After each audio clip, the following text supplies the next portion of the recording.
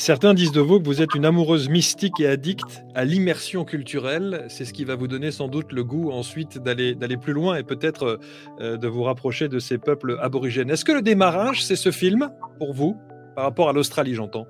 Oui, alors c'est l'histoire de 3 fillettes métisses aborigènes. À l'époque, on enlevait, à l'époque de la colonisation, on enlevait les enfants métis pour éliminer la couleur noire en fait en quelques générations chez les aborigènes. Et par contre, ce qui m'a frappé dans ce film, c'est le personnage du tracker aborigène qui était employé par la police blanche pour retrouver ces fillettes en fuite. Et donc j'ai écrit un premier documentaire sur les trackers pour raconter cette histoire et surtout moi la comprendre. C'est ce qui m'a conduit la première fois en Australie. L'espace, la lumière, quand on habite Paris, on n'est pas habitué à un horizon aussi gigantesque en fait. Et ça m'a donné le tournis quoi quelque part. Et donc ça a dû faire remuer des parts d'ombre en moi et des peurs. Et alors en plus quand on arrive chez des peuples comme ça qui sont très timides et qui subissent encore une colonisation, bon, je savais que ça allait être compliqué, quoi. En tout cas, ils sont là depuis plus de 60 000 ans, ils sont chez eux, c'est leur terre, et on a bien compris qu'avec la colonisation, les 240 ans de colonisation,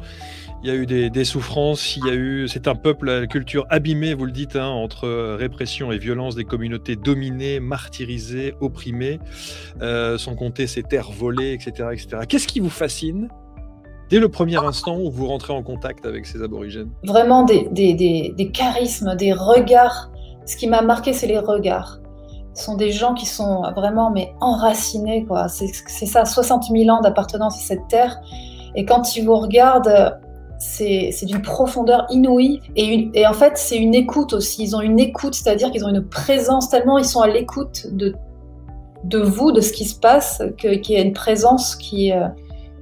C'est cette puissance d'être à leur terre, d'être au présent. Je voulais, à travers ces visages et ces histoires, comprendre quel lien ils avaient avec les fantômes, les esprits, ce qu'ils appellent les ancêtres. Qu'est-ce que c'est? Je cherchais mes propres origines célestes en fait, et physiques, et chez moi, mais il y avait à tous les niveaux, je cherchais mes origines.